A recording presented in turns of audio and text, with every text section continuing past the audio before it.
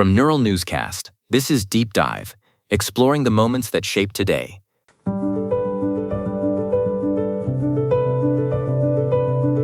Welcome to the show. I'm Richard Lawson. And I'm Jonah Klein. Thanks for joining us for Deep Dive.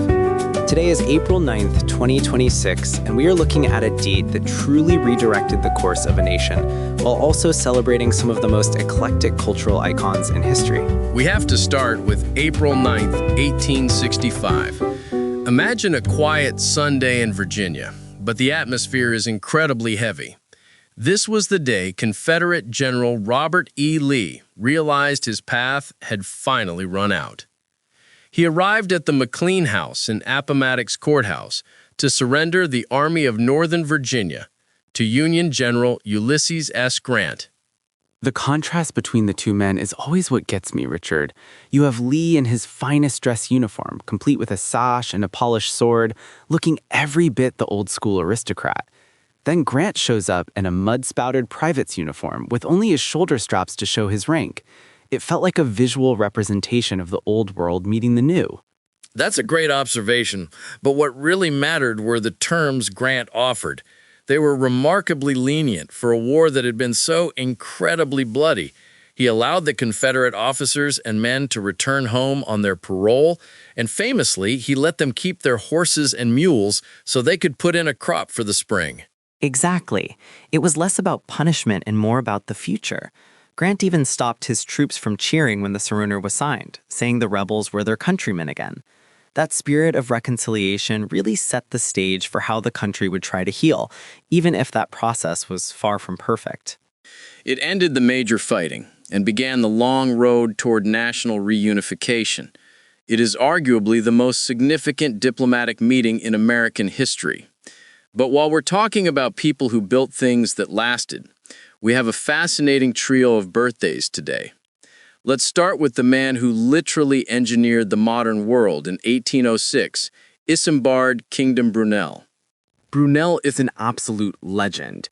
He was the chief engineer for the Great Western Railway and designed the Clifton Suspension Bridge. He was audacious. He didn't just build bridges, he built the Great Eastern, which was the largest ship in the world at the time of its launch. He basically paved the way for modern transport infrastructure. Right, he was a visionary who proved that scale and beauty could go hand in hand. Speaking of scale, our next birthday belongs to a man with a voice that could fill any stadium. Paul Robeson was born on this day in 1898. Robeson was a true Renaissance man, Jonah. He was an All-American football player, a lawyer, and of course, a world-renowned bass baritone. Most people know him for his iconic role in Showboat, but his life was defined by his commitment to civil rights and global justice at a time when that was incredibly dangerous for a black man in America. He was a powerhouse who really bridged the gap between the arts and deep political activism. Now, moving into the mid-20th century, we have the birth of Hugh Hefner in 1926. Hefner is a complicated figure, no doubt, but there is no denying his impact on American publishing. When he founded Playboy in 1953, it wasn't just about the magazine, it was about a lifestyle shift. He pushed boundaries on sexuality and culture that had been very rigid in post-war America. It became one of the most recognizable brands in the world. Whether you agree with his philosophy or not, he fundamentally changed how people discussed pleasure and lifestyle in the mainstream media. It is quite a lineup for one day, from railways to civil rights to the sexual revolution. It really covers the spectrum of human ambition. But Jonah, while we're on the subject of culture and mythology, let's talk about our fact of the day. Did you know today is National Unicorn Day? No way! That's remarkable. And I assume it's not just for kids. This goes way back, doesn't it? It does. We have descriptions from the Greek historian Ctesias in the 4th century BCE. He described them as Indian wild asses with white bodies and, get this, purple heads and blue eyes. He was dead serious about it. Modern scholars think he might have been combining travelers' tales of rhinos and other exotic animals. But by the Middle Ages, the unicorn had become a symbol of purity and strength.